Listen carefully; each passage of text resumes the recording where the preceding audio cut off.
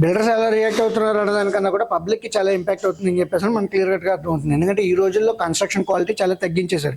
ఎందుకంటే బిల్డర్స్ తాలూకా ప్రాఫిటబిలిటీ పెంచుకోవాలి, at the same time set back rules ఏవైతే ఉన్నాయో అది చూసుకోవాలి, ఫ్లోర్ స్పేస్ ఇండెక్స్ ఏవైతే ఉన్నాయో అవి చూసుకోవాలి, అండ్ ఆమ్యామ్యాలు ఏవైతే ఉన్నాయో అవి అంతవరకు చదివించుకోవాలి. కాబట్టి సో బిల్డర్స్ తాలూకా ప్రాఫిటబిలిటీ తగ్గుతున్నప్పుడు ఆబ్వియస్లీ వాళ్ళ క్వాలిటీ కన్స్ట్రక్షన్ క్వాలిటీ కూడా కొంతవరకు రాజీ పడుతూ ఉంటుంది. అది క్లియర్ కట్గా తెలుస్తుంది మనకి.